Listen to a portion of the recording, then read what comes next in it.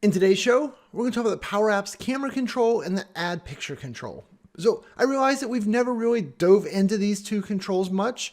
So I want to do is go through those, explain to you the difference in the file sizes. So when you upload with one versus the other, what's happening with the picture resolution, the file sizes. We're also going to talk about over the mobile app, there is a optimized setting over there that we want to talk about how that works. So really just try and break down these two controls mechanically, how they work, how they differ, and how you should choose which one of your apps to go for. But first, here's our intro.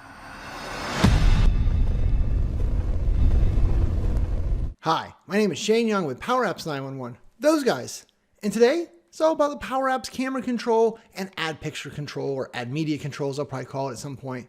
But the idea is I realized I've never made a video that went through mechanically those two controls, how they work, and more important than like how they work, adding them to your screen, you probably figured that out before, but I want to talk a little bit about the different ways that they capture images and how that affects your image resolution and that type of file size. There's the little things like that I think are important that a lot of people miss out on, and they get really frustrated when they start taking pictures like, why is this picture always blurry? Or why does this picture take 12 minutes to upload? Or why is this picture rotated sideways? So we're going to talk about some of those different things today. Hopefully you enjoy it.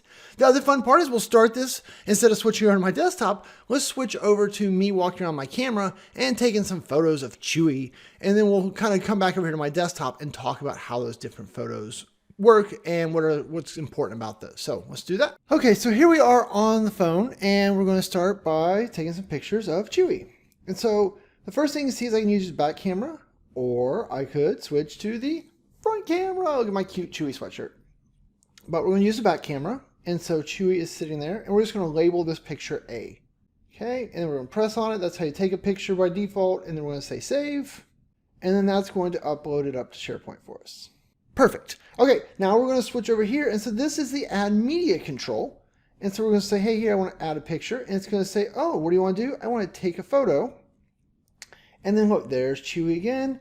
Now notice here we could use the flash, and we could also use this button here to switch it. And then of course, Nicola's phone has a ability to kind of jump in and out, but we won't do any of that. So there you go. And we'll take basically the same picture. Chewy is leaving us though. All right, so we'll do that. And then we're going to tag that one as a B. And then we're going to say upload that one. Okay, so that's taking pictures the default way. We can also go over here, say change picture, and we could use a photo from the photo library. We can click on Nicola's favorite new shirt right here. Let's grab this picture of, hey, look, it's my new jacket, right? So 3.8 megs. She's like, do you want this? I'm like, sure. So then you say choose, and so then we're going to upload that one. Oh, I meant to upload that as C though. That's not good. All right, let's do it again. Let's just re-upload that as C, and I'll delete that one. So upload. Perfect. Okay, now what I want to do is I want to change the settings. So we're going to close the app by swiping to the left. I'm going to click right here. And so you see the setting in the bottom left where it's green, optimize image for upload. So what I want to do is I want to turn that off because we want to compare what does that do to our process. So there we go. So now we will relaunch the app. Whoa, that was a lot of work to get out of there. Okay, so then our Chewy has moved. He's mad. So we'll take a picture like this. And so we'll set this one to be D. We'll click on the photo again, right? This is a camera control. And then we will save that picture. And then we'll go right here. We will now add another picture. We'll take one again. So we're going to take the same photo.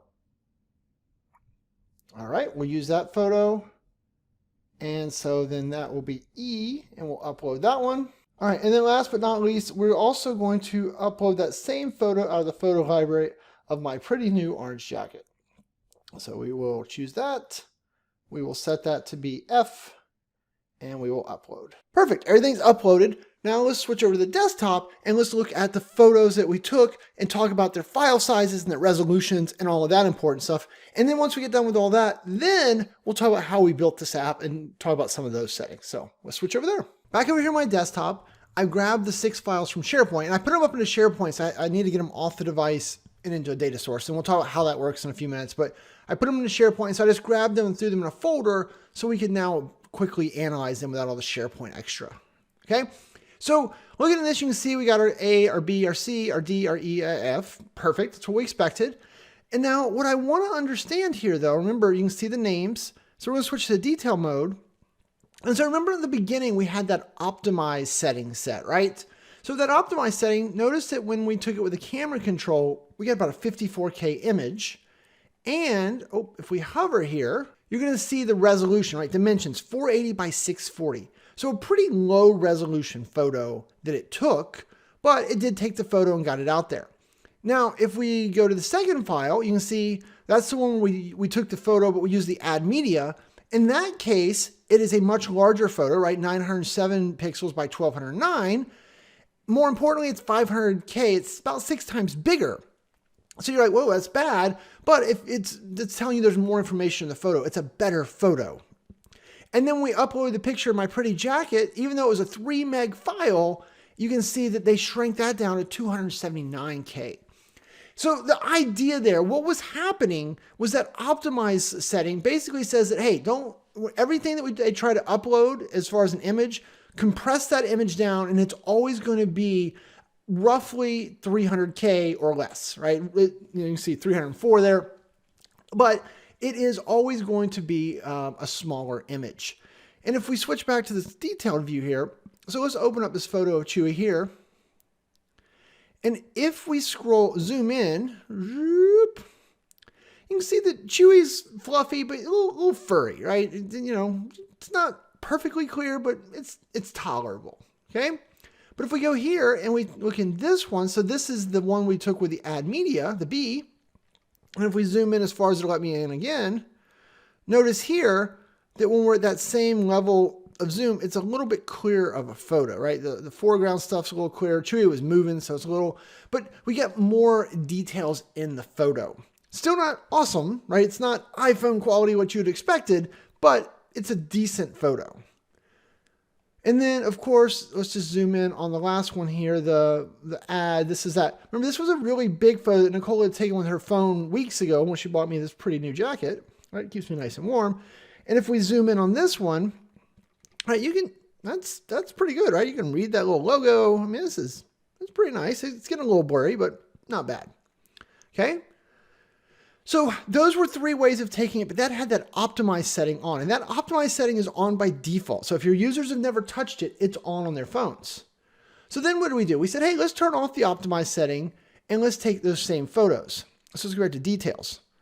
So photo D here, it is still also fairly small. And if we hover, you're going to see the resolution 480 by 640. So the camera control is always going to spit out a 480 by 640 image no matter what. You can't change it. That's the size, whether you have the optimize on or not going to affect how that control spits out because it spits out such a small photo. But then now this is at the next photo. I should make this bigger for you to read it. There you go. So the E, and so this is where we use the add media and we took the photo. Look at this. It is 3000 by 4000 and it is 2.73 megs. That is a much larger photo. And then finally, where we attach the picture of my jacket, we attached a 3 meg file. It gave us a 3 meg file, and it is also that very high iPhone resolution. So let's switch back and let's look at these now. So if we open up the Chewy and we zoom in, right, we're like, all right, same type of thing. It's Chewy, yep. And that's what I think of the camera control. If you need to take a picture and be like, all right, there was a dog on the couch taking a nap, then you got that out of the camera control. But you're not going to get any details, right? My kid's artwork over here, it's just fuzzy and terrible. It's probably fuzzy and terrible either way. Shh. But if we go to the add media control where we took our own picture, right? So not using the camera control, let's go to that one. And now if we zoom in, you can see, man, look at that. Look at how clear Chewy still is. And look, you can see my kid's artwork. It's not fuzzy and terrible. But see the image quality difference? This is really important in a lot of scenarios because, you know, it's one thing to take a picture and be like, hey, Chewy was on the couch. There's another one to be able to zoom in and be like, hey, what did Shane's kids draw pictures of? Well, it looks like some different superheroes, right? These look like Avengers type of stuff. And then that looks like, who's that? Raphael, right? So one of the Ninja Turtles, because we've got the size in his hands, right? So much better, right? And compare that to the camera control again. Let's go back to the camera control. Let's zoom in as far as we can. Well, that's as far as I can go in. And look at that. You couldn't tell me that that was Raphael if you're, even that you know it, right? It looks like maybe somebody kicking a big red football. I don't even know. That's the difference.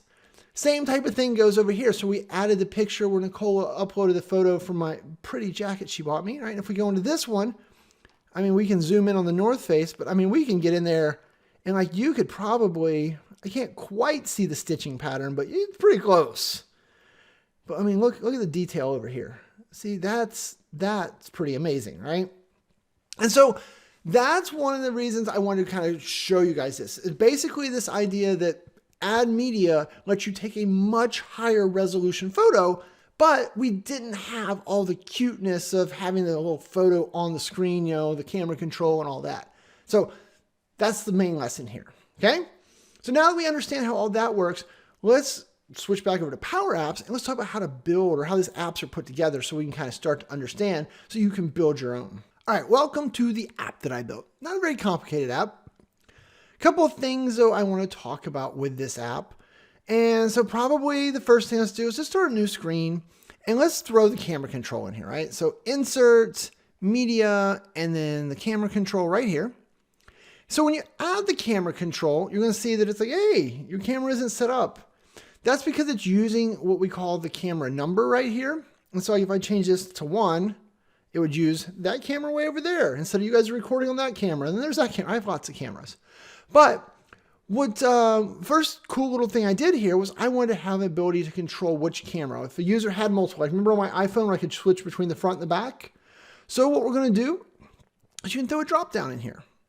And so when you throw the drop down right here, unbeknownst to most of the world, there is something here. You can do this is camera 2. So camera 2 and then dot available devices. And so this will actually interrogate your system and ask it, what are the different cameras that are available?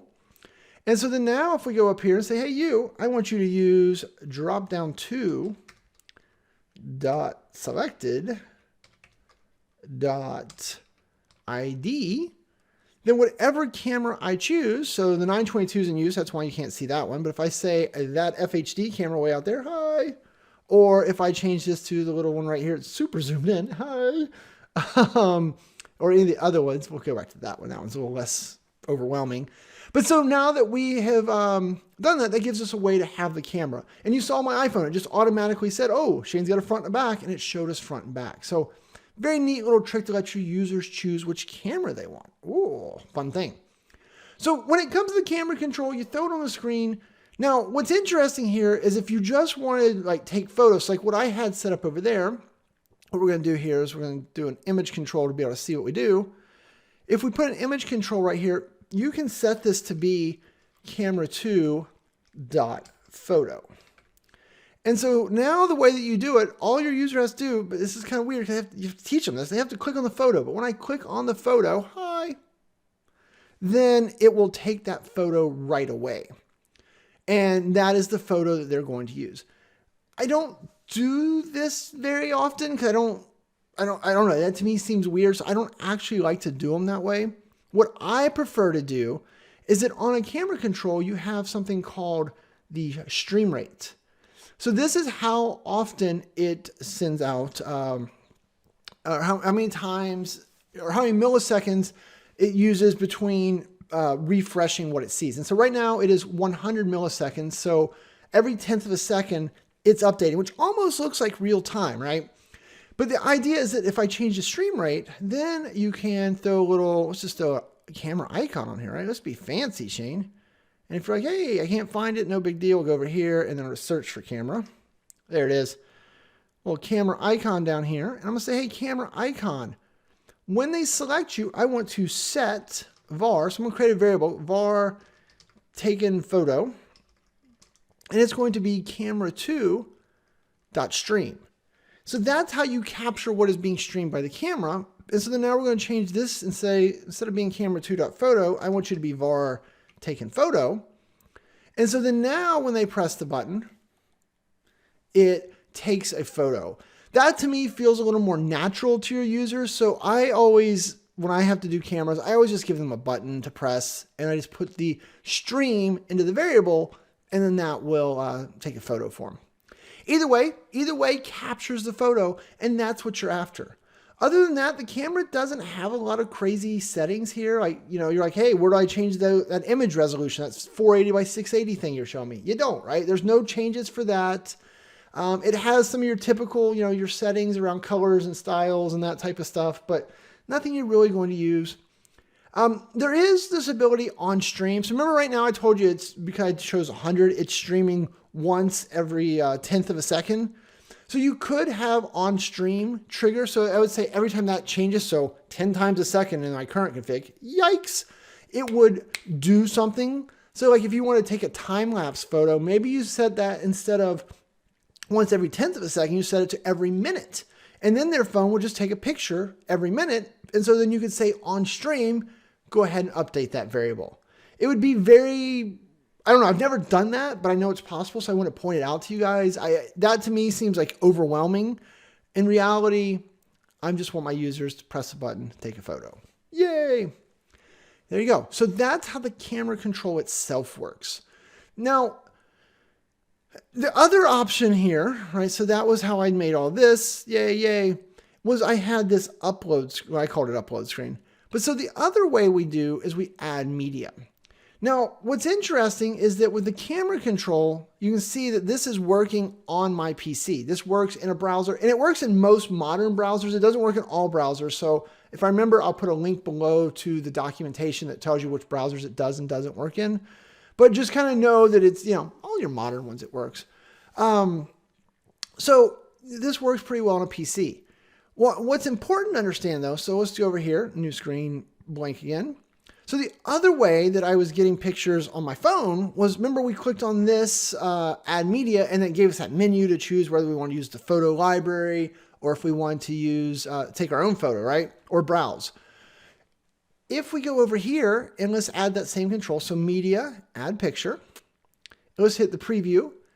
When you press this button on my PC, it does not invoke the camera, right? So that is going to be different on using a browser. It lets me choose a photo, but it is not going to invoke the image. So you're like, well, but Shane, I want them to take a photo on the PC. If you want to take a photo on the PC, they're either going to need to use the camera control, you're going to get that low resolution 640 by 480, or you're going to need to capture the image outside of Power Apps and then attach it here. I don't know a lot of people that use their PCs to take photos, but I wanted to point that out. Now, if you're thinking, well, not PCs, but maybe like they're a tablet or something, remember you can also always run the Power Apps app, right? That desktop app that you can get from the Microsoft Store, run that on the PC, and then it acts a lot more like a phone than a PC this way. Okay? But I wanted to kind of point this out so you guys would kind of wrap your head around how add media does behave completely different when you're playing with it on your PC versus your phone. And now you've seen both sides, so you should understand it. But that's a point of confusion for a lot of people when I talk to them early on. But now if we add, this picture of Chewy wall, whatever, it doesn't matter.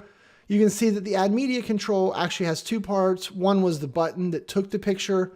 And then this one is actually just an image control that is the uploaded photo that they took. You can separate them out. You can get rid of it.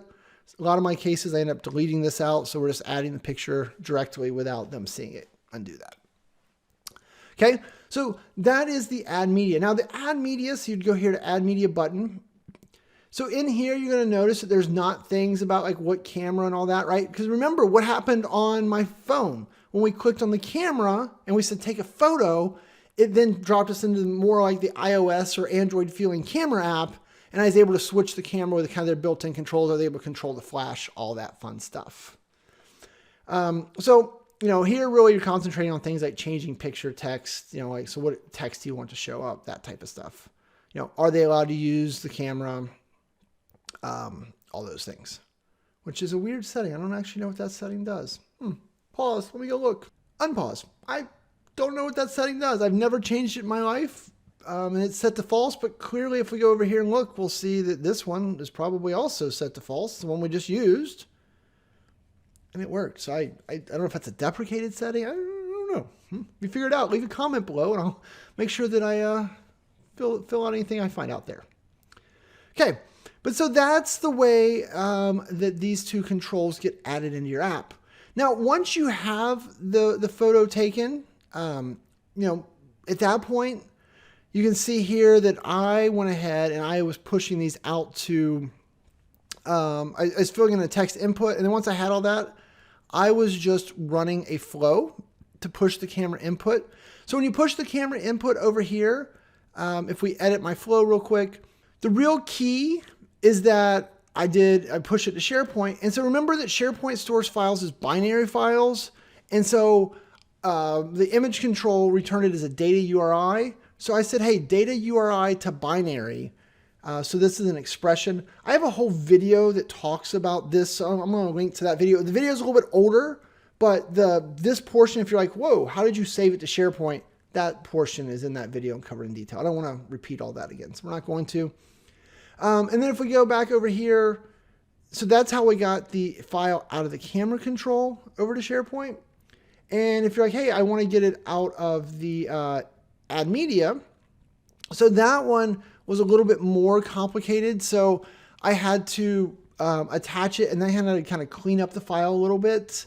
So that is in here. And then I did that. So there's the formula. Remember, if you're a subscriber over at training.powerapps911.com to the curated library, you can just download this working app. You can steal the code directly so you wouldn't have to recreate all this yourselves. But if you didn't, there is the code. Really what it was doing is it takes the output from the add media's the image part, and then it uses a JSON function to encode it. And then once the JSON function encodes it, it has double quotes on the end. And so this line here takes those double quotes away.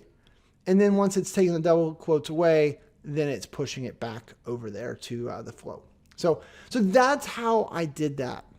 Now the last little piece here I wanted to show you guys, I'm going to attach a photo. Let's do this. So we'll say play, we'll add a picture, and we're going to try and grab that one I just did. And here's the photo. Now you notice when we add it, it looks right. Okay. But notice here I had this little thing that said apply EXIF orientation to image control. And I'm going to turn that off. And so this is one of the things that happens to a lot of you is your photos come in sideways, especially those of you using like Samsung devices. For whatever reason, those Samsung S9s, F10s, whatever they are, they all have challenges around with this. The reason I bring this up to all of you is because if you look at the image control, so uploaded image control, the default setting for these is going to be, where is it up at the top? Apply EXIF orientation. The default setting is going to be true. So if we take that same photo, let's go back over here. Let's add another new screen. Boop. Or no, we'll use the screen too. That works. Okay, so change picture. We'll hit play. We'll choose that same Chewy photo, this E. It comes in sideways by default. This will drive you bonkers. That's because by default, the image control right here is apply EXIF orientation to true. And so if we look back over in my folder, I added the column orientation so I could see, and you can see that those two photos, when they got added, their default rotation is set to rotate 270 degrees. So even though the photo was taken the way we wanted, it defaults to rotating 270 degrees. So if we go back over here, and when this is on, so apply that orientation, right? It looped it around a whole bunch of degrees. Boo. So most of the time, the answer is you set this to false.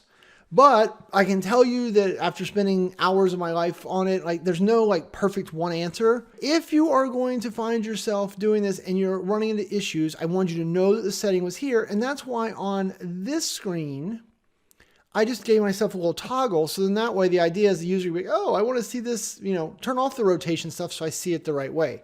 And remember, it didn't happen on my phone, but it was off on my phone, but it happened here. So I don't know. I don't have an answer for you here, but I could show you, and I want to expose you to that. Yes, this is a common thing.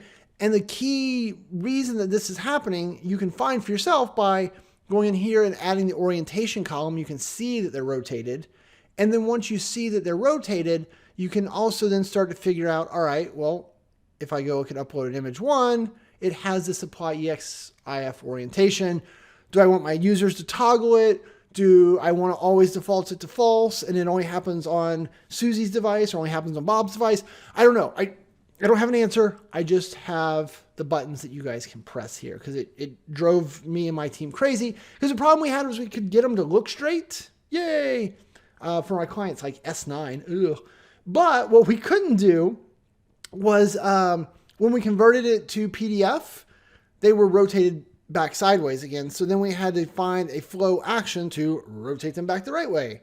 And it was a real back and forth. And the customer ended up buying a new iPhone to get away from the problem. It was such an annoying problem. Not saying that's a requirement, but those Samsung devices, they do some goofy things.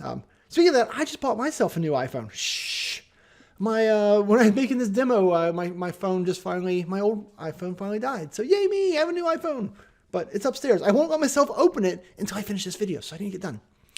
And speaking of getting done, I think we are done. Hopefully this video helped you guys kind of start to figure out a little bit more details about the camera control and the add media control. Someone on Twitter wanted me to remind you. I wish I remember your name. I would say your name if I could, but I don't remember it.